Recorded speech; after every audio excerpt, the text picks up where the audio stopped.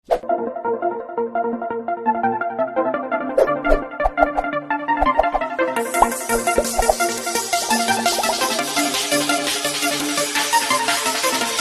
बच्चों, मैं सभी का स्वागत करता हूं फिजिक्स ज्ञान मुकेश नायक चैनल पे। आज हम लोग डिस्कशंस करने जा रहे हैं जो क्लास 11 का सेकंड चैप्टर से मैथमेटिकल मेथड। लेक्चर नंबर हमारा आज का जो है 3rd नंबर का है। उसमें आपके बुक्स में 2.3 वाला है वेक्टर ऑपरेशन। उसमें और सब टाइप पॉइंट्स है। एक है multiplication of vector by scalar, दूसरा पॉइंट इसमें addition and subtraction of vector, and तीसरा है triangles law of vector additions. इसको बारीकी से आज हम लोग डिस्कशंस करने जा रहे हैं। तो पहला वीडियो अगर नहीं देखा है तो सबसे पहले के देखना बहुत जरूरी है, फर्स्ट एंड सेकंड, क्योंकि वो बेसिक है स्केलर और वेक्टर के। साथ में बच्चों इस वीडियो पे अगर आप लोग नए हो तो लाइक करना है, सब्सक्राइब करना है और चैनल को ज्यादा से ज्यादा शेयर करना है। बहुत खतरनाक कंटेंट आपके सामने में प्रेजेंट करने जा रहा हूं। तो चलो बच्चों आगे बढ़ते हैं। वेक्टर ऑपरेशंस क्या है? सबसे पहले पॉइंट इसका multiplication of vector by scalar. उन्होंने कहा है कि मल्टीप्लिकेशन करना है वेक्टर बाय स्केलर के साथ, वेक्टर बाय स्केलर के साथ, तो उसका प्रोडक्ट क्या मिलेगा। जैसे कि मैं आप लोगों के सामने के एग्जाम्पल दे रहा हूं। एग्जाम्पल ये है बच्चों कि यम ए, ये पता है भैया क्या है? तो यम है स्केलर क्वांटिटी, ए है वेक्टर क्वांटिटी। क्यों? यम इज द, यम जो है बच्चों आपके पास यम दे वाला है मास, और ए जो है वो है हमारा एक्सेलरेशन। तो मास ये तो स्केलर क्वांटिटी है, कल जैसे आपको बताया था मैंने, और A is the acceleration vector quantity. इनका अगर डॉट प्रोडक्ट करोगे, श्योर एंड शॉर्ट बच्चों आपको पता है फोर्स का फार्मूला है, force is the vector quantity. मतलब एक बात फिक्स है, एक वेक्टर के साथ एक स्केलर अगर प्रोडक्ट करते हो तब आपको वेक्टर क्वांटिटी मिलती है। क्या क्या क्या क्या क्या? एक रूल ध्यान में रखना है, जब भी स्केलर के साथ अगर वेक्टर क्वांटिटी का प्रोडक्ट हो तब उसका आंसर मिलता है 100% वेक्टर मिलता है। मैं एग्जांपल के थ्रू आपको समझाने की कोशिश कर रहा हूं भैया। श्योर एंड शॉर्ट कहीं पे भी कौन सा भी एग्जांपल उठाओ और ये फार्मूला जो बोल रहा हूं मैं या ये मेथड जो बता रहा हूं ये लगाओ। यही है multiplication of vector by scalar से करोगे तो उसका product vector and vector vector ही मिलता है। श्योर एंड शॉर्ट मिलेगा, ये गारंटी के साथ बताता हूं बच्चों। अगर आपके पास पुरानी बुक्स है तो उसमें दिया है प्रोडक्ट ऑफ स्केलर। देखो क्या दी वाला है, प्रोडक्ट ऑफ स्केलर विथ, क्या है? Product of scalar with vector के साथ करोगे, product of scalar with vector के साथ करोगे, है ना। With vector is always vector, है ना, इज ऑलवेज वेक्टर ही मिलेगा।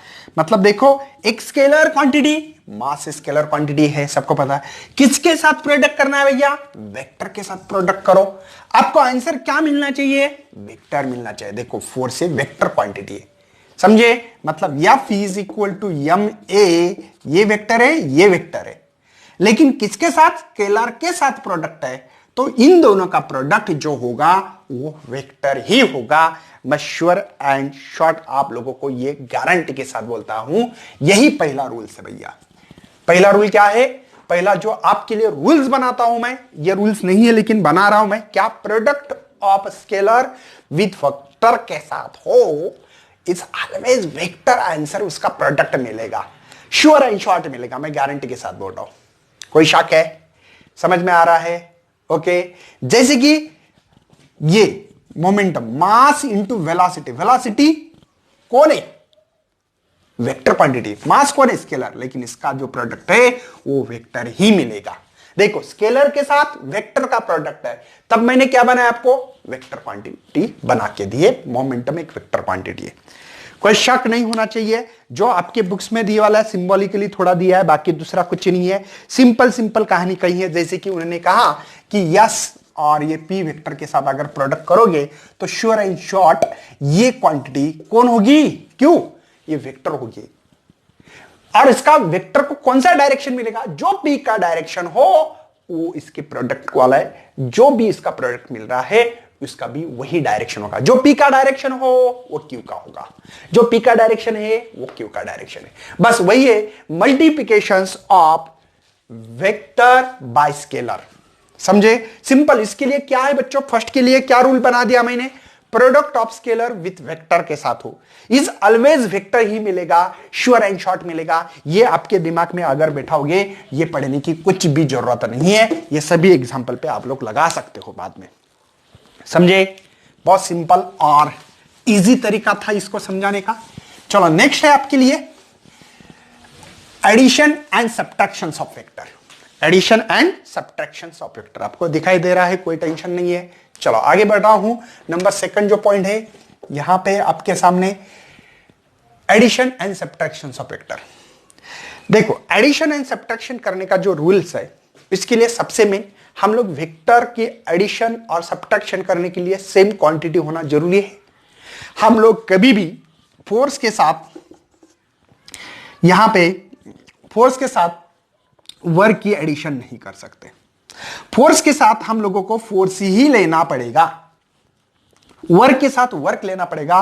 कोई ऐसा नहीं कर सकता है कि फोर्स के साथ सर हम लोग काम कर रहे हैं अभी कि और कोई क्वांटिटी है, जैसे कि एक एग्जांपल बोल रहा हूं, डेंसिटी को ऐड करें क्या, तो ये कतई होने वाला नहीं है। ये करेक्ट होगा हमारे लिए, लेकिन ये कतई होने वाला नहीं, कभी नहीं होने वाला है। ये हो सकता है फोर्स के साथ, फोर्स करेक्ट है।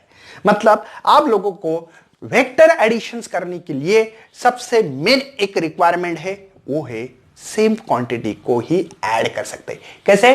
सेम क्वांटिटी, मास के साथ मास, लेंथ के साथ लेंथ, टेम्परेचर के साथ टेम्परेचर, वर्क के साथ वर्क, है ना, पोटेंशियल एनर्जी के साथ पोटेंशियल, जो भी है क्वांटिटी वो सेम क्वांटिटी होना बहुत ही जरूरी है। Number 1 rule. समझे? कोई टेंशन है? चलो जैसे कि लेकिन सेम क्वांटिटी के साथ हम लोग कैसे एडिशन और सब्ट्रैक्शन करें, ठीक है? जैसे कि मैं एक एग्जांपल आपके बुक्स के हिसाब से ले रहा हूं कि फोर्स जो है F1 वो है वेक्टर क्वांटिटी, पता है फोर्स हम लोगों को, लेकिन क्वांटिटी भी वेक्टर ही होना। लेकिन मास लोगे तो मास तो सिंपल ऐड कर सकते, फिर वो भले कोई भी कोई डायरेक्शन से लेना देना नहीं। देखो स्केलर क्वांटिटी को हम लोग डायरेक्ट ऐड कर सकते हैं। समझे? डायरेक्ट एडिशन, भले उसका कुछ डायरेक्शन से कोई लेना देना नहीं है, लेकिन वेक्टर क्वांटिटी में हम लोगों को भैया डायरेक्ट एडिशन भी हो सकती है और सब्ट्रैक्शन भी हो सकता है उस क्वांटिटी में। वो डिपेंड करता है कि उसका डायरेक्शन पे, उसका डायरेक्शन कैसा है। देखेंगे कैसे। देखो F1 फोर्स है मेरे पास 10 न्यूटन, ठीक है, जो कि इसका डायरेक्शन ये है, ओके। और जो F2 फोर्स है, चलो वही डायरेक्शन देता हूं, जो कि यहां पे कुछ भी आपको जो लिखना है लिख लो, 7 न्यूटन है। डायरेक्शन भी समझ में आ रहा है आपको? यहां पे क्या करोगे आप, इसका रिजल्टेंट किसी ने बनाने के लिए बोला तो आप लोग रिजल्टेंट निकालोगे, ये दोनों क्या ऐड करते हुए जो F1 प्लस F2 करोगे, क्योंकि सेम डायरेक्शन है भैया, तो 17 न्यूटन मिलेगा। ये इसका रिजल्टेंट मिल रहा है। समझे? सेम डायरेक्शन हो और सेम क्वांटिटी हो तब हम लोग ऐसे ऐड कर सकते हैं। किसी ने कहा कि चलो सर यही क्वांटिटी अगर हम लोग F1 मानते हैं कि चलो 20 न्यूटन है इस डायरेक्शन में, ठीक है, और वही सेम वेक्टर है F2, ये है मेरा यहां पे 7 न्यूटन। तो किसी ने कहा कि चलो इसका क्या करोगे, मतलब देखो ऐड करने के लिए, देखो हम लोग एडिशन एंड सब्ट्रैक्शन ऐड कब कर सकते हैं, सेम क्वांटिटी हो, सेम डायरेक्शन हो, तब हमने डायरेक्टली ऐड किया है। अब देखो सेम क्वांटिटी है बट डायरेक्शन ऑपोजिट है, ऐसे टाइम पे भैया हम लोग निकाल सकते हैं यहां पे कि 13 न्यूटन नियर अबाउटली कितना हो रहा है, 13 न्यूटन। क्यों इसका रिजल्टेंट 13 न्यूटन मिल रहा है?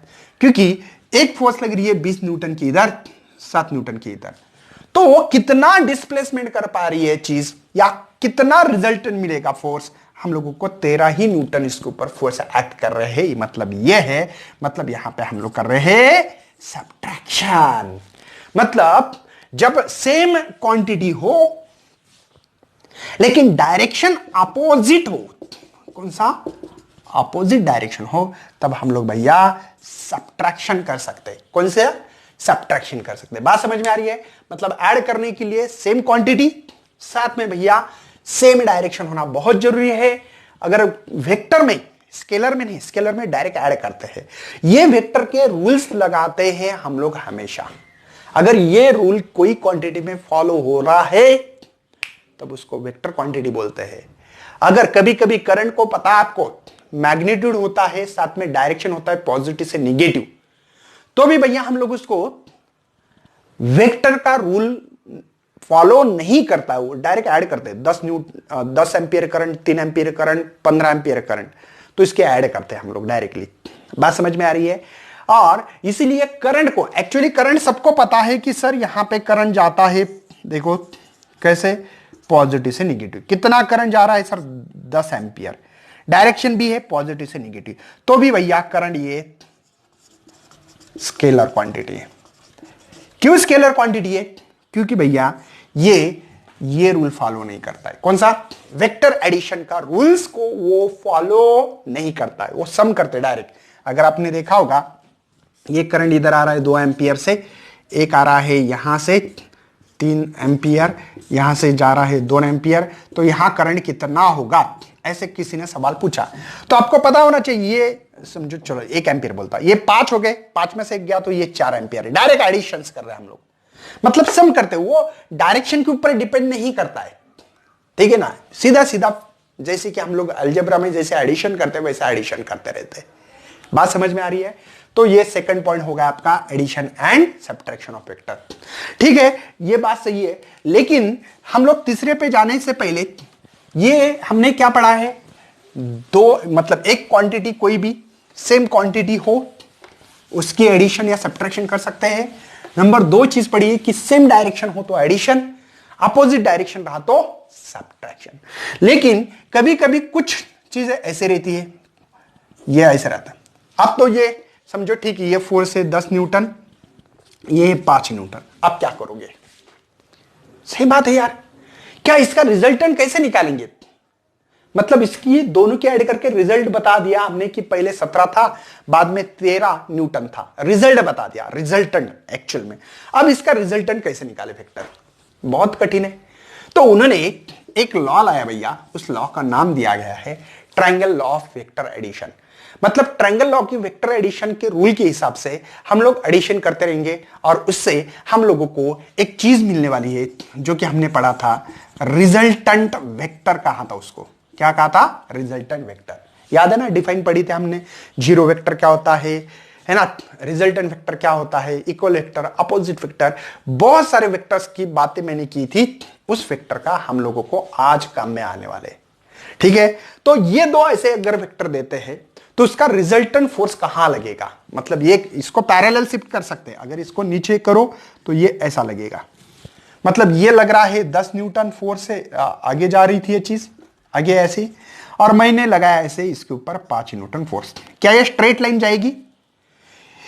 तो ये थोड़ी सी डिफ्लेक्ट होगी ऐसे, मतलब इधर ऐसे ऐसे जाने से ऐसे जाएगी ऐसे, तो ये इसका रिजल्टेंट फोर्स मिलेगा। जो भी मिलेगा वो देखा जाएगा, हम लोग देखेंगे ये रिजल्टेंट है क्या। मतलब सही में मेरी चीज ऐसे जा रही थी, 10 न्यूटन फोर्स लगाए सीधी, लेकिन बीच में कोई आ गया बंदा, उसने 5 न्यूटन फोर्स लगा दी, तो ये चीज कैसे जाएगी? ऐसे जाने वाली है या ऐसे लगेगा?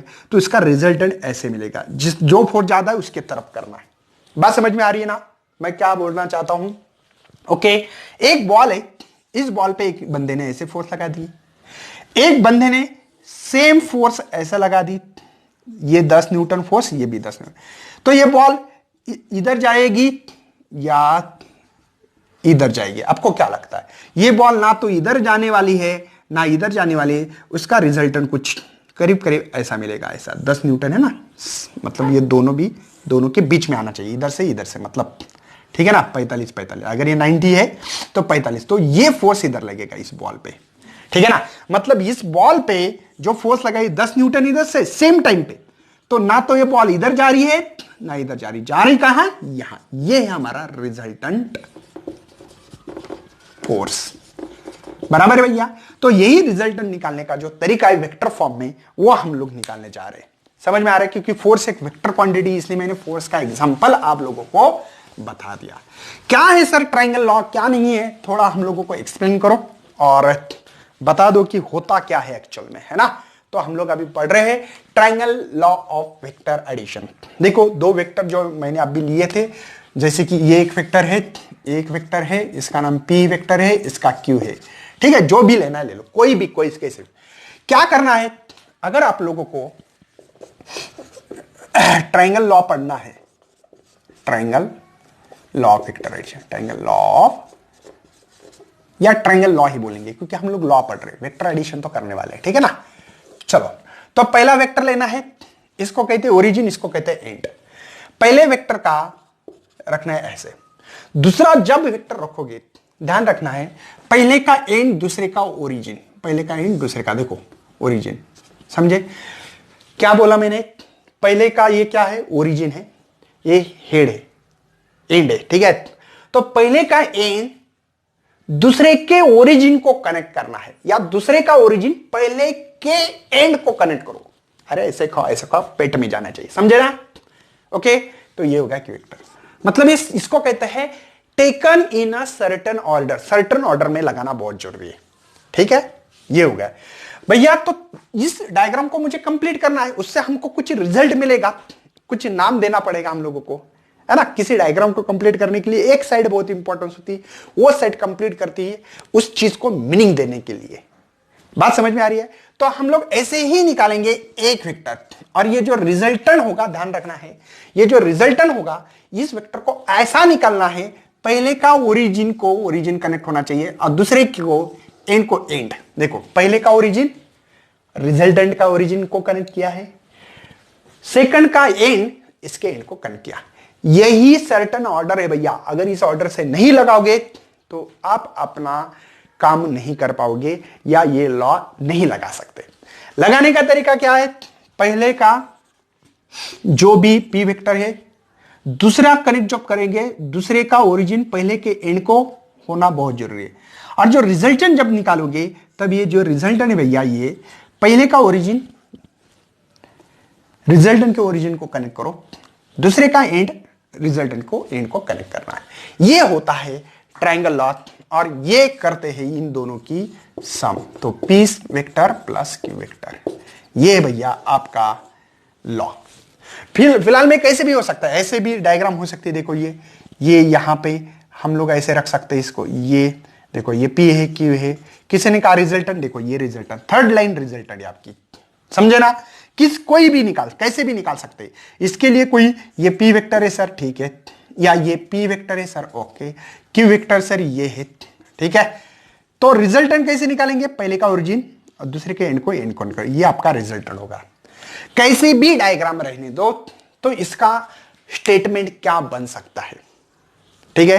ट्रायंगल में two vectors is connected in a certain order.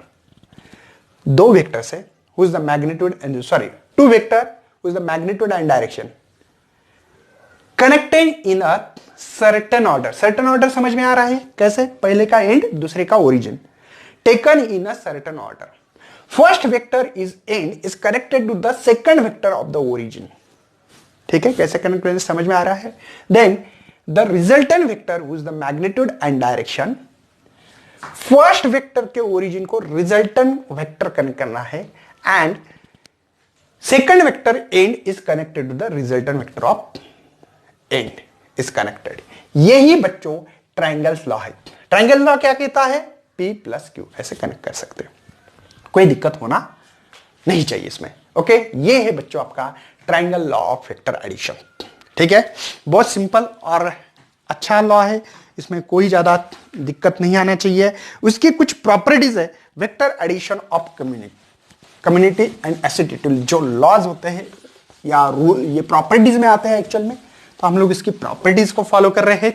सबसे पहले वेक्टर एडिशन इन कम्यूटेटिव को करेंगे। वेक्टर एडिशन पहला क्या है, इसका एप्लीकेशन या प्रॉपर्टीज है, वेक्टर एडिशन मेरे ख्याल से है ना।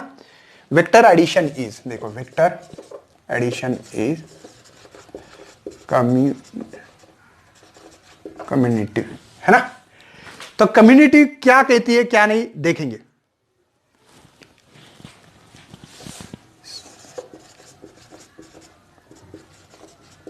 ठीक है, अब देखो उनका कहना है अगर आपने ऐसा लिखते हो p प्लस q को क्या Q vector plus P vector लिख सकते हैं क्या? लिख सकते हैं तो क्यों लिख सकते हैं? जैसे कि P vector plus Q vector है तो क्यू वेक्टर प्लस पी लिख सकते हैं क्या? तो ये हम लोगों को वेक्टर एडिशन का एक कम्यूटेटिव जो अपने जो प्रॉपर्टीज है, इस प्रॉपर्टीज को अच्छी तरह से हम लोगों को बताना है आप लोगों को, ठीक है ना? तो कर सकते हैं तो प्रूव करके दो, ऐसा उनका कहना है। जैसे कि मैंने एक ट्रायंगल निकाला है एक, ठीक है, ये ट्रायंगल है मेरे पास। तो जो भी यहां पे लिख रहे होगे ये P होगा और ये Q होगा और ये R है, ठीक है। सेम टू सेम इसके पैरेलल में हम लोग ऐसे ही निकाल सकते हैं। बात समझ में आ रही है? बराबर है ना? ये ठीक है, समझे? उसके बाद में ये इसको पैरेलल निकालो, मतलब ये इसका Q पैरेलल है और ये P पैरेलल है, समझे? और ये रिजल्टेंट है। कोई शक है? समझे? अब मुझे बताओ, जो भी नाम देना है, जैसे कि मैं नाम दे रहा हूं O A B C, जो भी नाम देना है, ठीक है। अगर आप लोगों ने सोचोगे एक ट्रायंगल पकड़ो, जैसे कि OBC, ट्रायंगल ऑफ OBC, इसकी फर्स्ट साइड क्या भैया? First side plus second side is equal to third side, मतलब रिजल्टेंट वेक्टर, समझे? OC plus CB is equal to third side. बात समझ में आ रही है? इस ट्रायंगल में अगर किसी ने कहा है कि ट्रायंगल ऑफ OAB, दिख रही? देखो OAB, अगर जिन लोगों को समझ में नहीं आ रहा है उनके लिए मैं जानबूझकर निकाल रहा हूं। देखो ये ट्रायंगल है आपका, ये P वेक्टर है, पहला वेक्टर दूसरा वेक्टर, सर्टेन ऑर्डर में है कि नहीं चेक करो। देखो पहला का एंड दूसरे का ओरिजिन बराबर है। ट्रायंगल लॉ लगने के लिए क्या कंडीशंस है? फर्स्ट वेक्टर का एंड दूसरे के ओरिजिन को कनेक्ट होना चाहिए और पहले का ओरिजिन रिजल्टेंट वेक्टर का ओरिजिन के साथ होना चाहिए और दूसरे का एंड रिजल्टेंट वेक्टर को एंड होना चाहिए। अब ऊपर वाला जो है वो हम लोगों को ऐसा दिख रहा है, देखो ये, ठीक है, ये साइड ये है, मतलब ये है Q, ये है दूसरी साइड P और ये है रिजल्टेंट। ये इंपॉर्टेंस है, कैसे लगाना, नहीं तो बोलेगे सर आपके मन से लगा, नहीं। पहली साइड कौन सी होती है देखना है, रिजल्टेंट के ओरिजिन को, ओरिजिन वो पहली साइड, रिजल्टेंट का ओरिजिन और पहले वेक्टर का ओरिजिन कनेक्ट होता है। अब पहला वेक्टर ये है पहला वेक्टर, ये दूसरा, यहां पे पहला वेक्टर ये था और दूसरा वेक्टर ये था, समझो?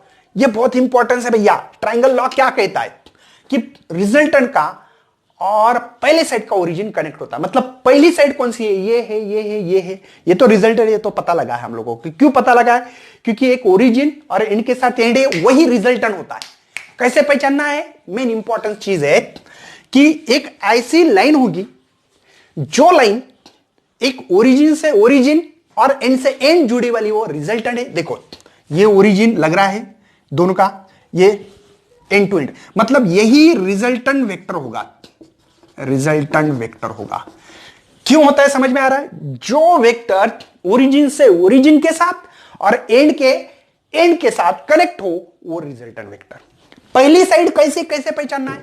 ओरिजिन के साथ ओरिजिन वाली पहली साइड और एंड के साथ एंड वाली दूसरी साइड। देखो एंड के साथ एंड है, दूसरी साइड है, मतलब यहां पे हम लोग first vector plus second vector P है। देखो फर्स्ट वेक्टर प्लस सेकंड, यहां पे फर्स्ट ये second is equal to third side resultant.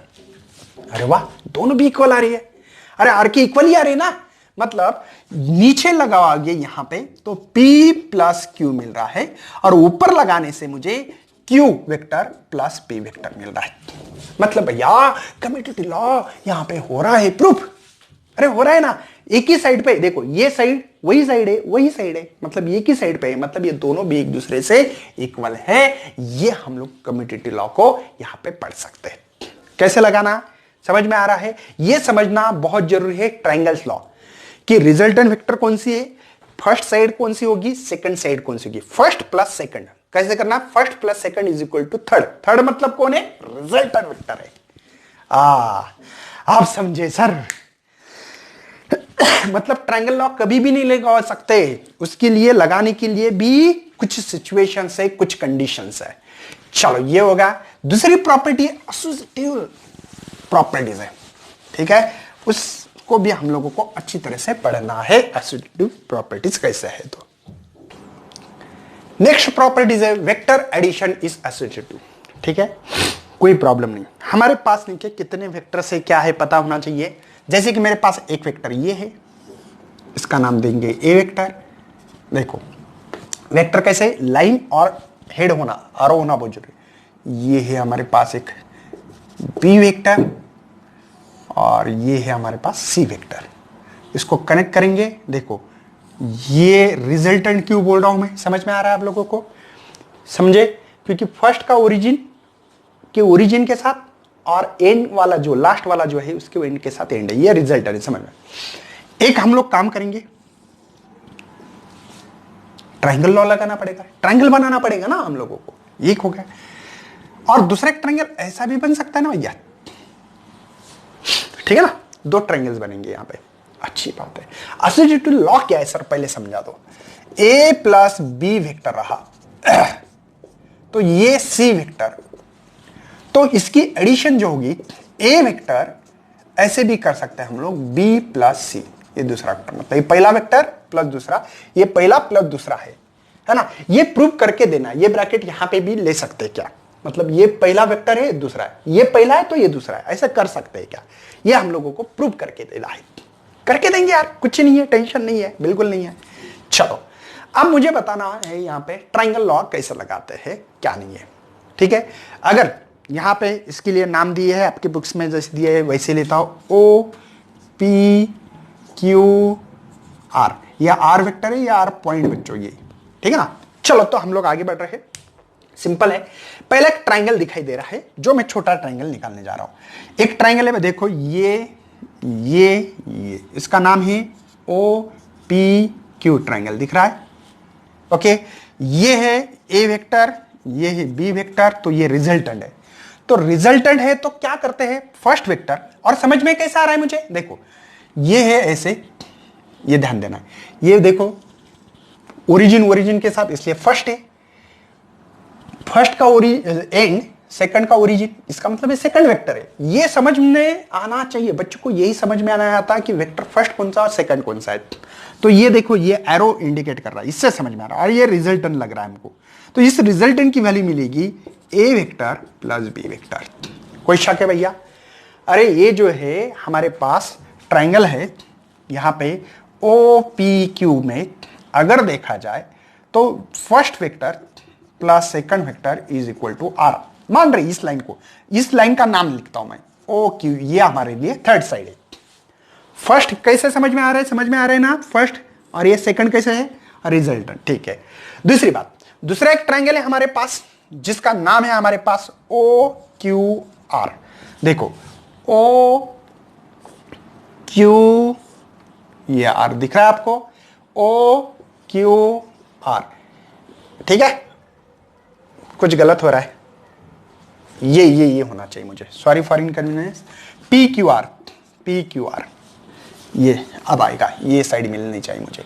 देखो इसमें क्या करना है हमको, पी क्यू आर, देखो पी क्यू आर दिख रहा है, और ये जो लाइन है पी आर, ये रिजल्टेंट हो गया। देखो ये देखो पहला वेक्टर लग रहा है, ये लाइन का ओरिजिन, और इसका ओरिजिन एक जगह पे आ रहा है, मतलब ये फर्स्ट साइड होगी, ये सेकंड, और ये थर्ड साइड रिजल्टेंट है। क्यों?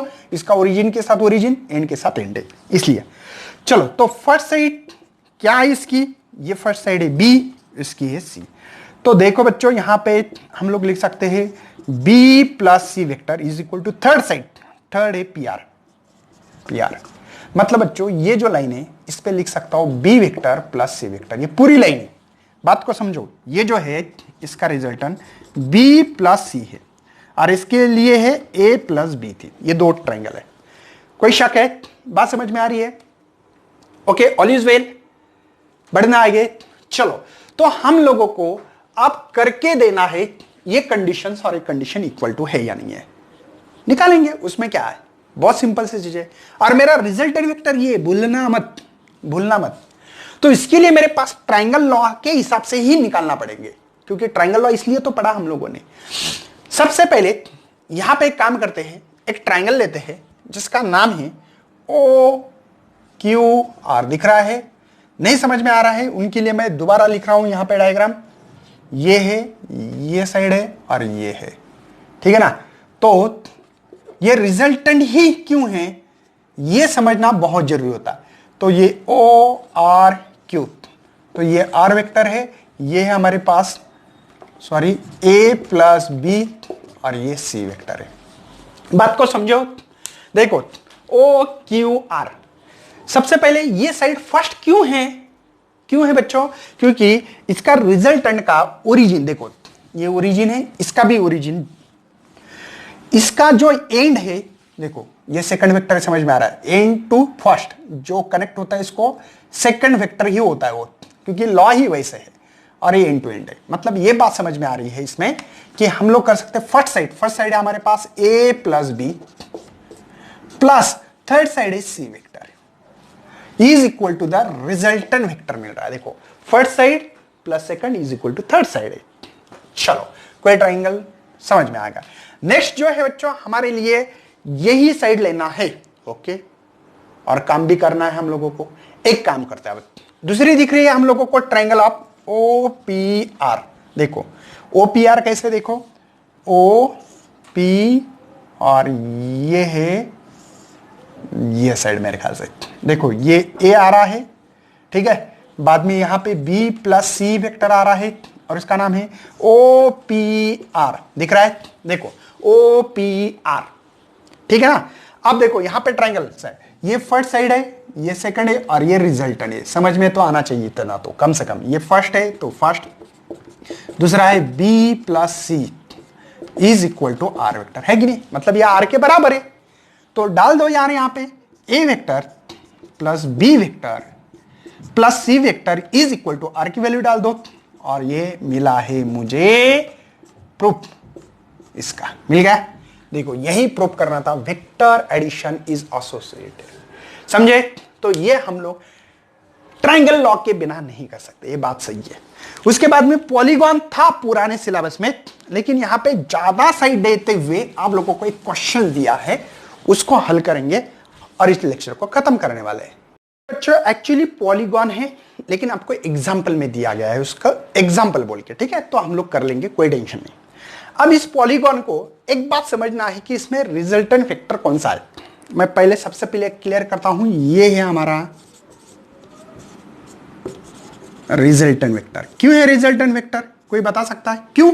क्योंकि पहले का ओरिजिन के साथ इसका ओरिजिन है और लास्ट वाले के एंड के साथ एंड कनेक्ट कर रहा है, तभी डाउट आना चाहिए एंड को एंड कनेक्ट हुआ, चेक करो कि क्या ओरिजिन से ओरिजिन कनेक्ट हुआ, वो वेक्टर होता है रिजल्टेंट वेक्टर भैया, समझे। मेरे ख्याल से क्लियर होना चाहिए। चलो हम लोग ने क्या ओरली आंसर निकाल के देता हूं, हम लोगों को ट्रायंगल निकालना पड़ेगा, ट्रायंगल्स लॉ लगाना पड़ेगा और हर टाइम ट्रायंगल लॉ लगा के आगे आगे बढ़ने वाले। पहला ट्रायंगल कहीं बनेगा, ये बनेगा, देखो ये दिख रहा है आपको, ओके। उसको नाम भी दे सकते यार, जैसे कि यहां पे P Q R S T दो। अब मुझे बताओ पहली साइड दूसरी is equal to third side है, समझे ना। अरे ये रिजल्ट बन रहा है, देखो ना, पहले का ओरिजिन दूसरे का ओरिजिन पहले के एंड को है, मतलब यहां पे सीधा सीधा एडिशन लिख सकता हूं a1 प्लस a2, कोई शक है, समझे। अब देखो नेक्स्ट दोबारा आपको ट्रायंगल निकालना पड़ेगा। अब ये न्यू ट्रायंगल बना, देखो ये 1 नंबर का ट्रायंगल है, ये 2 नंबर का ट्रायंगल है।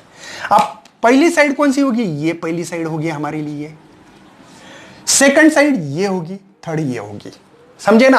अरे इसका एंड है, इसके एंड को ये 3 का ओरिजिन लगा वाला है, तो यहां पे क्या करोगे, फर्स्ट क्या है a1 प्लस a2, सेकंड क्या है a3 है, समझे ना। और एक ट्रायंगल है जिसका नाम हम लोग थर्ड दे रहे, ठीक है।